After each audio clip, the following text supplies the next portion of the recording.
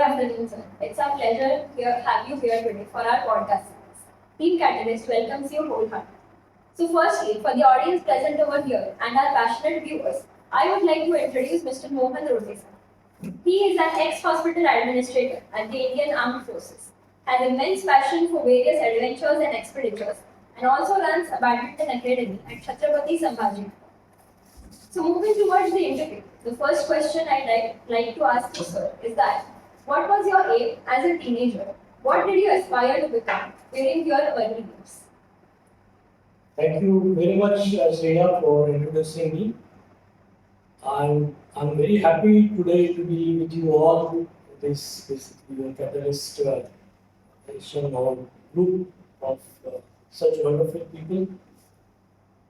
It's really amazing and very, you can say, happiest moment for me to be here in this college. Because this first question itself is related to that. What I wanted to become as a, or what my dreams were as a teenager. I'll take you back to late 70s because that time possibly you must have not been born also. Those were the days when obedience and respect to parents' wish was very important for us. Nowadays, things have changed quite a bit. Coming to the question precisely, I frankly wanted to become an architect.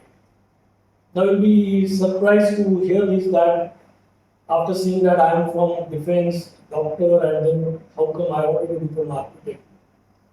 Well, as I said, let's go back to 70s when I was a school-going kid. We were staying in Samatnagar, and our new house was getting constructed. So that time I was in I think 7th or 8th standard when along with my father I visited the architect of the building who was making it. And I was very impressed by a few models which he had kept in his house.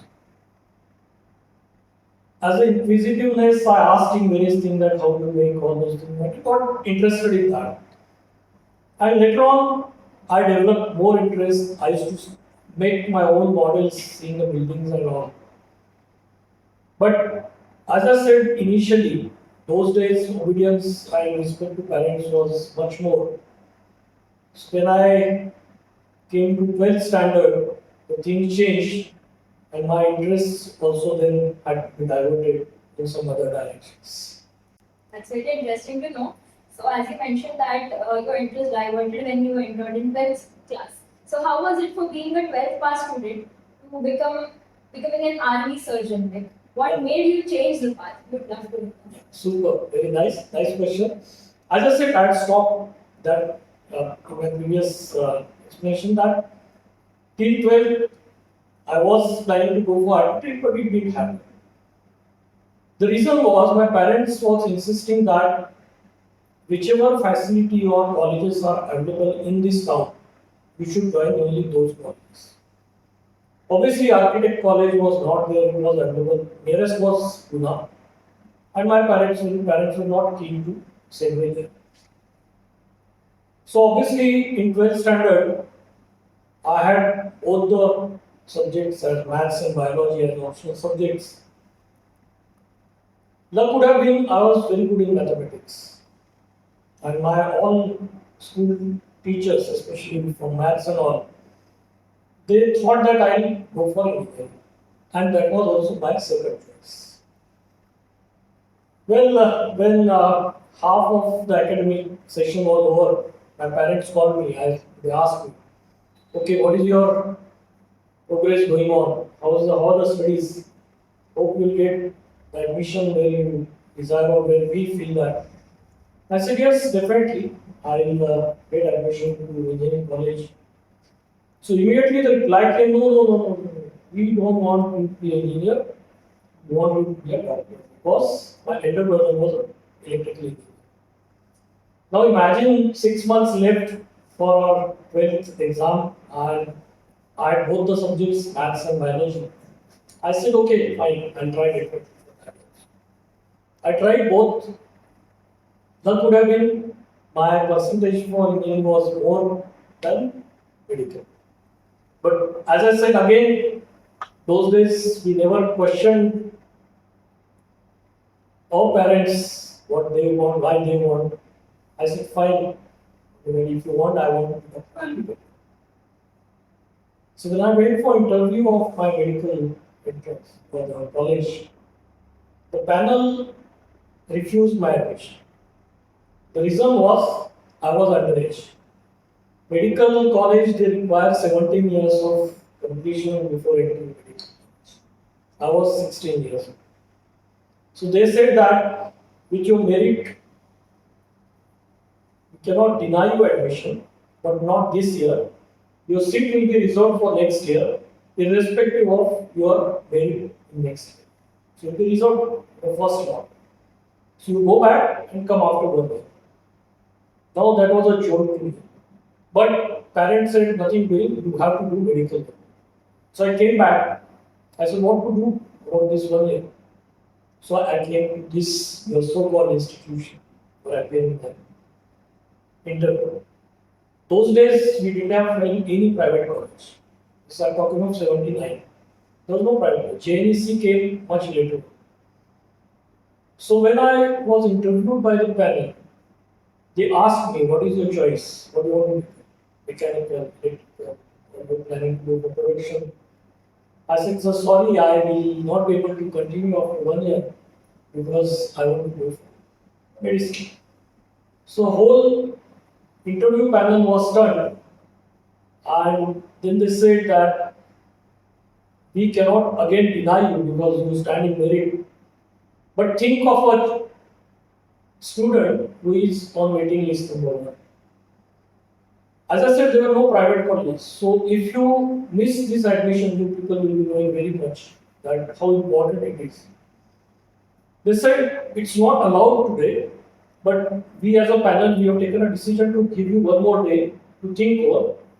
Come back tomorrow and tell us whether you want to really join for 1 year or not. I said fine, sir. I'll think over and come back. I went home, discussed with my parents. Parents said, you take your decision because next year you have to join this. I kept on thinking overnight, and next day morning I came to college and I withdrew my admission. I said, thank you very much, sir. God is possibly not willing to allow me to join this college. So I went back. And that whole 1 year possibly changed my perspective of life. After 1 year, I joined medicine, and then that thing started off. For the more stories, how I went ahead and then how I came down to joining. Shall I tell that also now? How I joined armed forces? Yeah, it's the. So when I did my first MBBS, during this 1 year, as I said, of that break, I got into not many activities. I joined Youth Hostel Association of India, and then I was part of a mountaineering team. I was part of Nature Club. I was part of World Wildlife Fund. We used to do hang gliding and many activities which were conducted in Youth Hostel of India. The warden or the in charge of that Youth Hostel Association here in Aurangabad was Lieutenant Colonel P.M. Modo. So obviously daily I used to interact with him and seeing his discipline, seeing his personality, possibly I started tilting towards armed forces life. And plus these activities which I got involved also pushed me, gave me some other confidence possibly that I could possibly go towards armed forces. After first MBBS, Government of India, Ministry of Defence had sent 10 application forms to each government medical college saying that those students who are keen to join armed forces, they can fill up these forms, send these forms to Delhi, they will be scrutinized, and after scrutiny, they will be asked to come for interview in Delhi. After interview, they clear the interviews, they will be asked to undergo medical examinations, and they can after that go back to their medical colleges and continue their graduation. When this opportunity came, as I said, I was already into mountaineering, and there was few colleagues of mine in my first MBBS who were also keen for mountaineering and outside activities. So grabbing this opportunity to go to Delhi, we said let's go to Delhi at least because we are getting to and fro fare go to Delhi by government. And from there we'll go to Manali, where that time Western Himalayan Mountaineering Institute used to be there. Now the name is changed. Now it has become Atal Bihari Adventure Sports and Allied something like that. So we go to WHMI, do some mountaineering course and come back. So we went to Delhi. Out of 10 applications, they got 7 for interview. We 7 went. Out of 7, 5 cleared the interviews. They said tomorrow will be your medical examination. We said fine. We will at least have a free medical examination and stamp from our forces that we are medically fit. So we went for medical next day. Out of 5, 3 cleared medical. So now they said that you 3 go back to your medical colleges, finish your graduation, and inform us the result. And according to your result, we'll give you commission. We said, okay, thank you very much. Our main concentration was on Manali. So we went to Manali, had a nice time, came back, forgot everything till the time we finished our final MBBS. When I finished final MBBS, now the question suddenly came up, what to do next? Now again, those days, getting MBBS admission, becoming doctor was very prestigious for oneself also and for the parents also. But then, back of my mind already, I had all these inputs of adventure activities, some armed forces life. So, I convinced my parents that I wish to join armed forces. And there was sudden chaos in the house. They were surprised. Obviously, they were sad that we possibly dreamed this boy to become a doctor and of some help to us old age or possibly in house. But then somehow they reconciled and they allowed me to join.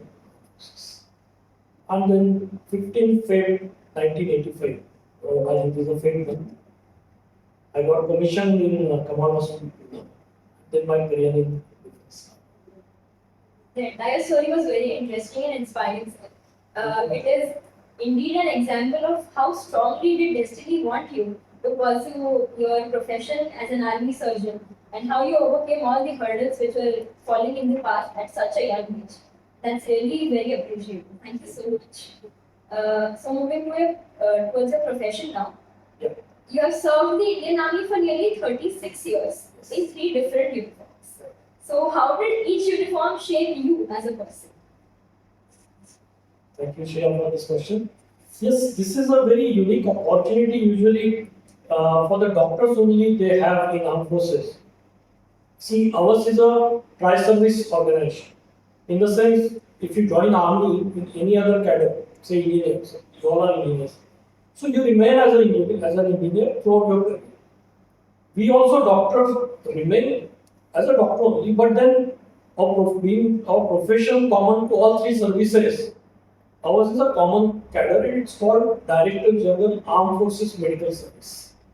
So under this umbrella of Director General Armed Forces Medical Services, all these 3 services, Army, Navy, Air Force, they work. So when we get promotions in our ranks, every rank has got a scrutinization. I mean, it's like a pyramid for your people's knowledge. It's like a pyramid. I mean, for every rank, there's a drastic cut of people. In the sense, suppose there are 100 people appearing from captain to major appointment. Only about 24 to 25 will make it to major. From this major, again, next rank, lieutenant colonel, again, only 25 will make, rest will be dropped. If you see the other cadres like IS and IPS, they've got a straight ladder. In the sense, they've got time-bound promotions. They cannot, I mean, they have to become, after so many years, they become SP, they become senior SSP, DIG, IG, and there is no selection unless there's something exceptional happens and your career is spoiled, suddenly in limelight for more nonsense, then obviously the promotions are stopped. Otherwise, they just go very smoothly. But it's not like in our process. So, as I said, when the promotions happen, the vacancies are all three services. So, depending upon the vacancy, we can be shifted from army to navy, navy to air force, and so on. When I completed my 23.5 years of service in army, I was promoted. That time I was a lieutenant colonel, and I was to be getting rank of full colonel. So there was an opportunity in navy vacancy there. Now, what happens at that service? You can imagine after about 24 years of service, suddenly if somebody wants you that you should change your career, so it's very drastic. It's really you're taking chance of your career because you are new to the organization. So usually people don't prefer. But I was an exceptional again, as I said, I opted to change out with you. The reason was very simple. Whatever appointments I could have done in the next rank in army, I had most of them done in officiating capacity. So there was nothing new as far as appointments were concerned except the places would have changed. 23.5 years of my service, I had seen most of the India, and I was one of the lucky ones to be selected out of Maharashtra, only one. We three from all over India were selected for deputation abroad to Sultanate of Oman. I was one of them, and you can say from Maharashtra I was only one. And we were supposed to work in Oman government, Oman defense in their uniform. Wonderful opportunity. It was like almost diplomatic status for us. So I could put on that uniform there. It was for 3 years, but again, to my luck, it got extended and I stayed almost 4 years.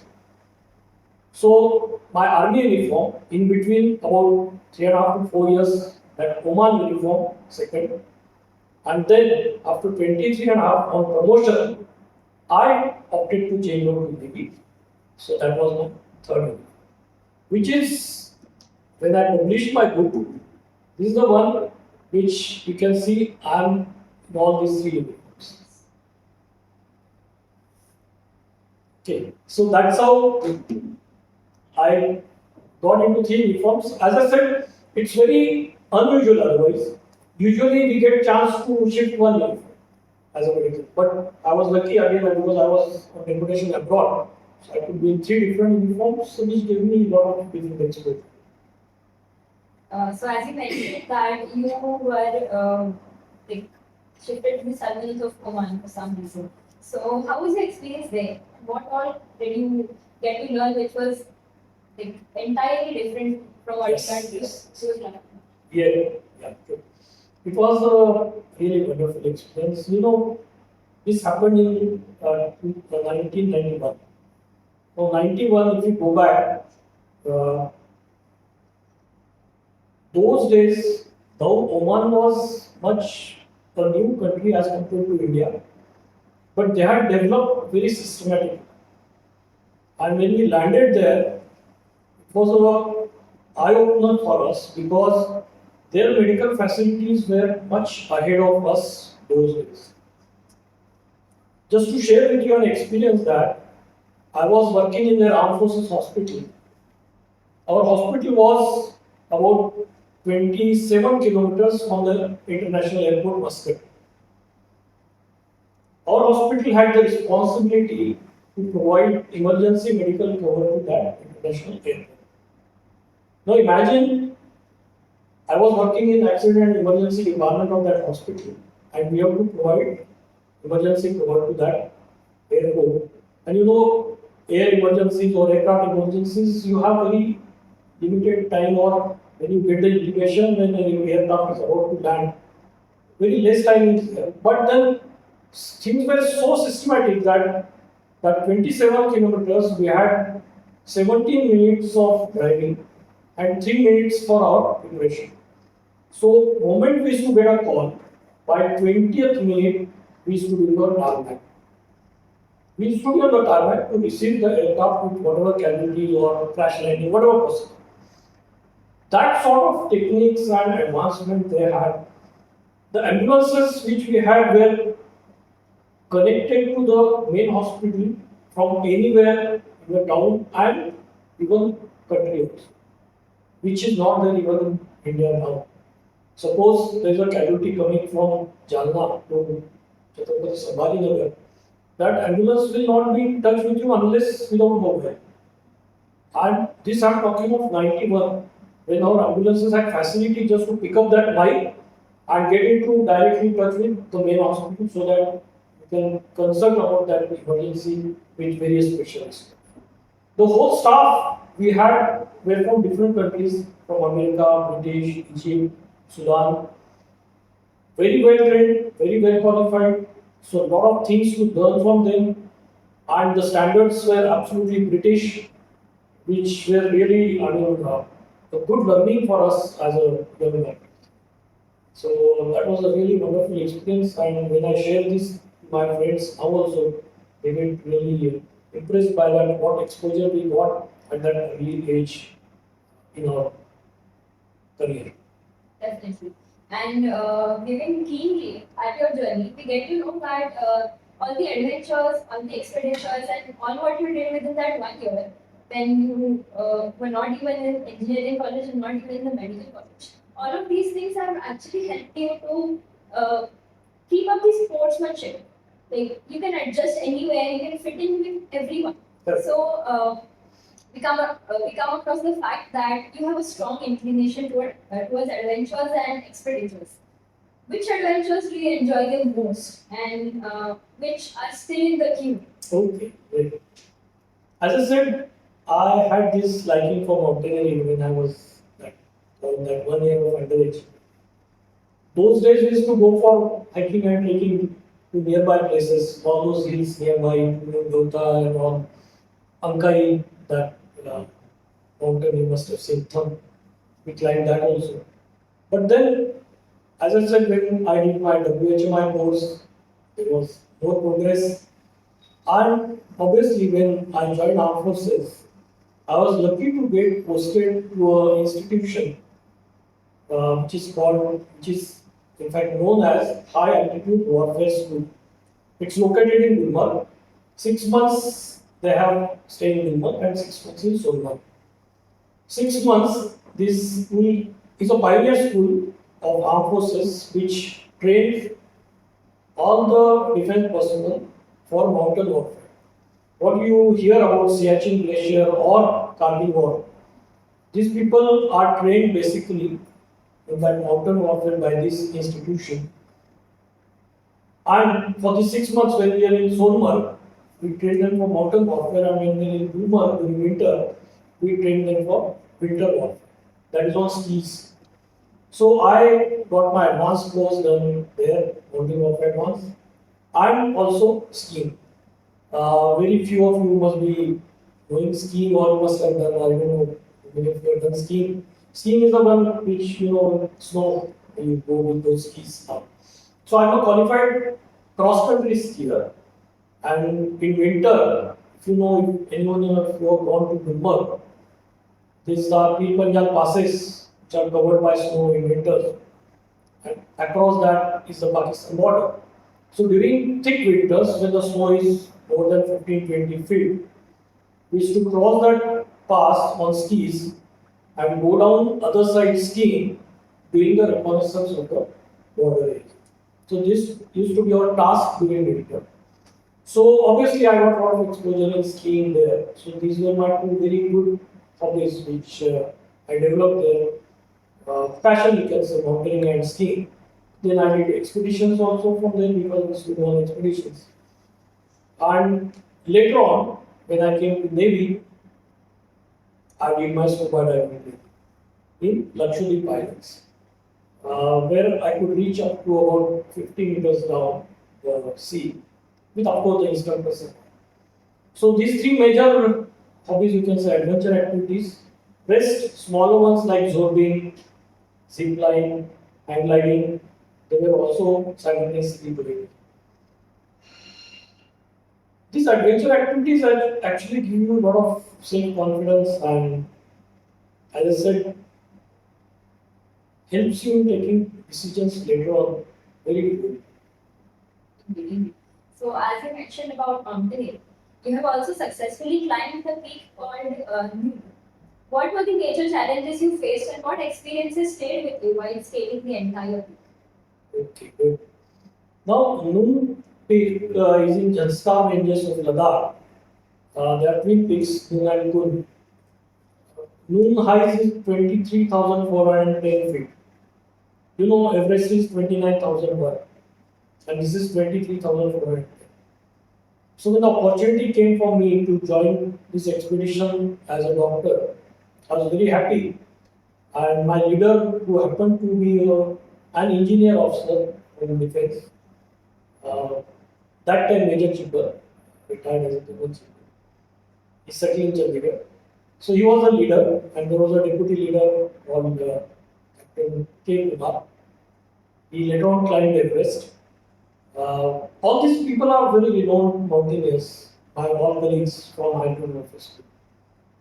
Very renowned means most of them are Everesters who have submitted Everest. So when this opportunity came for expedition, I was very happy. And I requested leader. Usually what happens is that doctors, they usually don't go to survey. Their job is to provide medical cover to all the complete expedition members, especially those who are climbing the summit. I requested leader that if possible, after doing my complete job as a doctor, if time permits and if opportunity comes, let me allow to go to summit. So he was very kind, he says, perfect, no problem, doctor, I'll let you go to summit. So it so happened that the expedition went on very well. And then at a particular stage, he said, Doctor, now you can also go ahead. So I was in the last camp that time, it was about 21,000. And we were supposed to just rest in the night at that camp, 21,000. And next day morning, early morning, about 5 o'clock, we were supposed to wake up and go to summit and come back immediately, go to lower camp.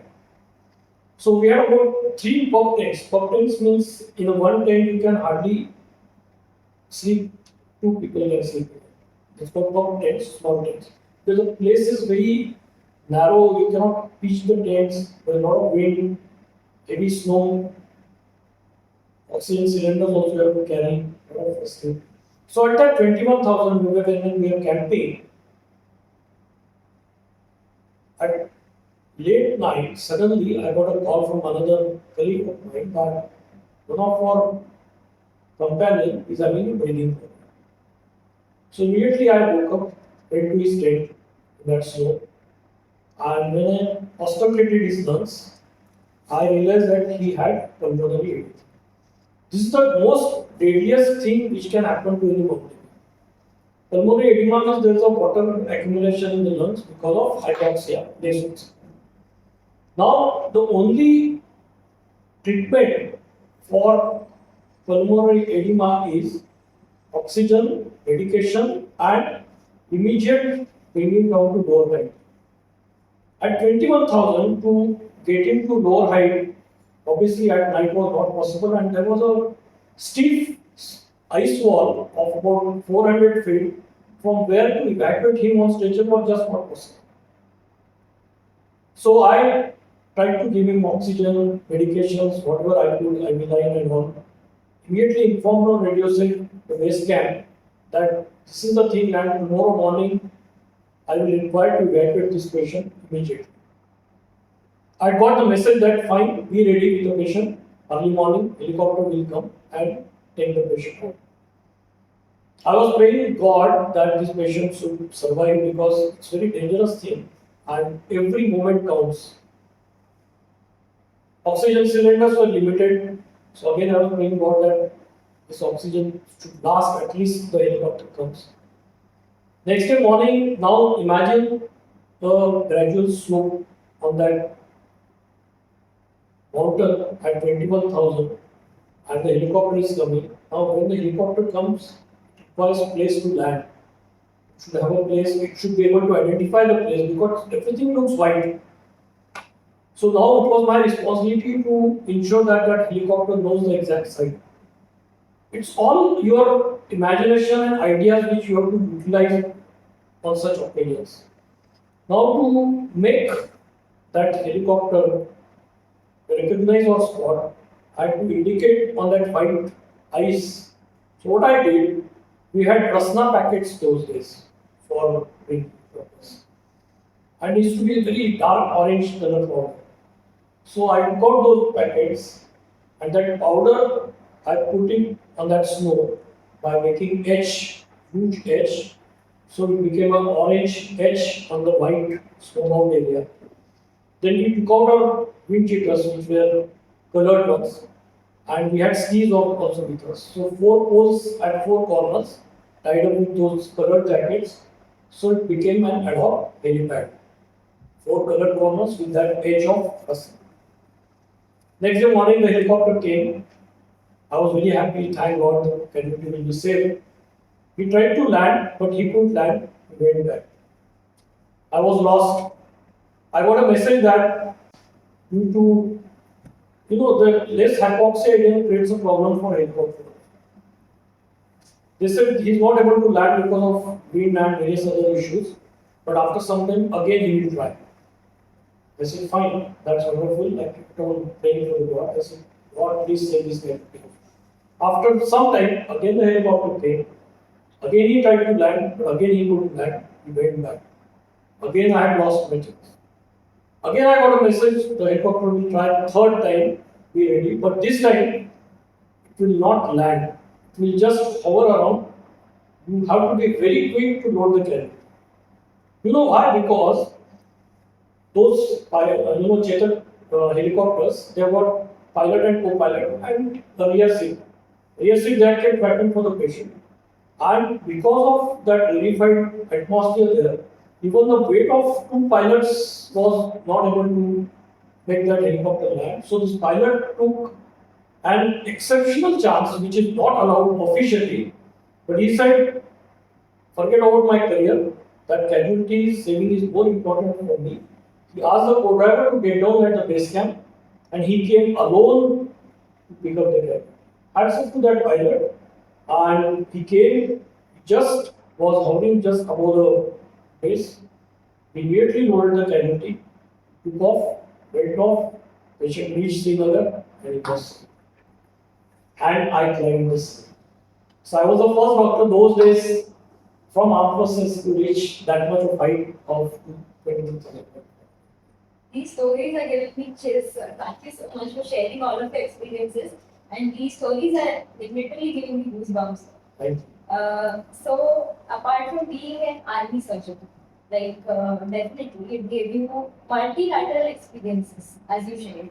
But you're also a writer, and you've authored the book called Reflections. Right. So, what made you write it? What inspired you, and how was it for you, being an army surgeon, to write a book about Yes. reflections? Very good. Shreya, just now you just said that when I narrated my story of human expedition, you had a goosebumps. And there were so many other experiences in my career. When sitting with our friends, when you used to tell, when you used to listen to me, they always used to get surprised and always conveyed me that why don't you put these all experiences in a book so that they can reach to many audiences and they'll be very happy to read. So it clicked me, and luckily I had an opportunity when I was posted to Port Blair, Andaman. That time my family was in Kulaba, Mumbai. I both kids were grown up and they were in Kulaba. So I took a decision to go alone to Andaman, and my family stayed back in Kulaba. So those 2.5 years in Andaman Nicobar, Port Blair, I had good amount of spare time with me after the working hours. So I thought of utilizing that time and started collating all my experiences, the memories on my laptop. I used to remember, keep remembering, keep recollecting. At times, I used to contact my old colleagues to refresh those memories, to anything if I'm forgetting, just to revive those. And then I collected all those experiences on laptop. And when I came back to Kulaba again, I published this book called Reflections, which I just showed to you. And this has actually 20 my real experiences of life, in which three are brushed to death experiences. As a armed forces officer, it's not like that your life will be very smooth and comfortable. You come on or you face occasions where life and death are just fraction away from you. And I had such three occasions in my life where a moment and I would have been over. Hearing about it was really good and inspiring. So now we will move on to a rapid fire round. Yes. But before that fun round starts, I would like to ask the audience if you have any questions, feel free to ask. Yes. Yes, I have a question. Yes. Go ahead. Mike.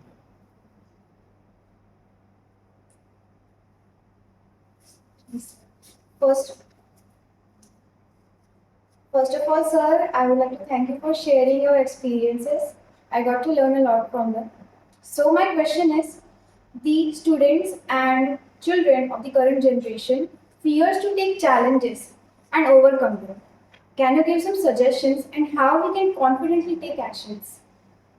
Yes, true.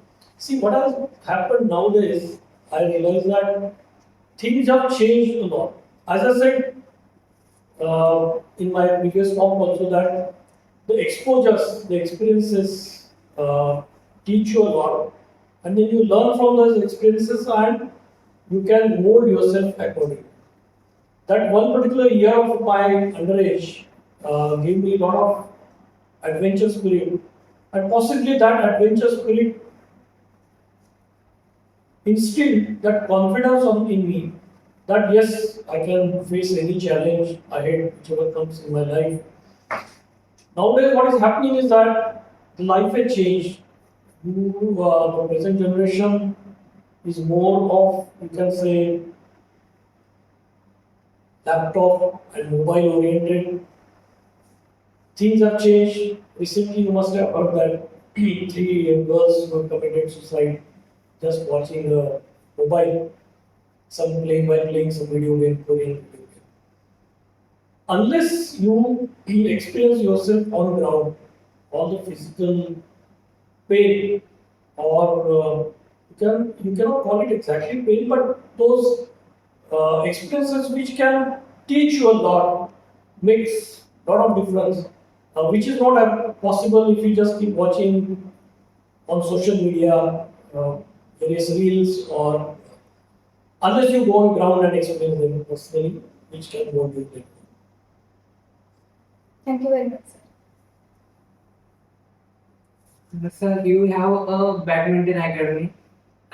What is about that academy, and which sport do you like to play? And what is about you as a sport person? Good. Well, when I came back to my hometown, that decision again was a very crucial decision because after staying long in Mumbai, that too a place, South Mumbai, Naba, for many years, spending life in army in a different atmosphere, when I decided to come back to Chhatrapati Sambhajinagar, my colleagues, my friends were slightly unhappy that why you are moving to that place, because you must have realized that people or students or elder ones, they like to move from Chhatrapati Sambhajinagar to Pune to Bombay, not the other. But in my case it was reverse. I had my own views because this is my hometown. I studied here right from childhood. I've seen this town growing, and as I said, many attachments here. When I came back to Chhatrapati Sambhajinagar, as I told you that I like sports, I'm a sportsman. Badminton was one of my very favorite games. Accidentally, I met one of my colleagues here whose son was a state level player and had played national badminton. So during discussion, it came out that there are no facilities worth of a good court in Chhatrapati Sambhajinagar. So why not to do something for that? So we worked out. We ex-servicemen, my other colleagues, we came together. We formed LLP, and that LLP was basically related to sports activities and sports events. And the first venture of that, we started a badminton academy of international standard. Now, what you mean by international standard is that you must have seen in Chhatrapati Sambhajinagar, there are badminton courts. There was Aurangabad theatre where badminton used to be played. There's a Kridasam pool where there were about 7 8 courts, badminton courts. But those were basically just cement courts. What we did was a proper wooden court of 3 layers with Yonex badminton mat, approved, internationally approved. And the whole auditorium or the academy was planned such a way that whoever comes to play there should get feeling that he is playing in a state of art with proper guidance, including not only badminton guidance, but medical physiotherapist if required, and nutrition what is required for a sports. So we started this indoor badminton academy with 3 indoor courts of international standard. So much so that even when we put the lightings of that academy, we ensured that the requisite lighting of every centimeter area of that court is as per the international standard. It's very you all are engineers. When there are lights, focus lights, there are dark patches which can come up. And if the player goes to play and if the shuttle comes there might be a momentary loss of that. So we ensure that every spot in the academy has required and desired light lumen. And we're getting very good response in that academy. We've got right from small children up to elderly who are coming to play there. You can come and visit, have a look at that. Yeah, sir, for sure. It was very nice to hear you as a sport person also. Thank you, sir.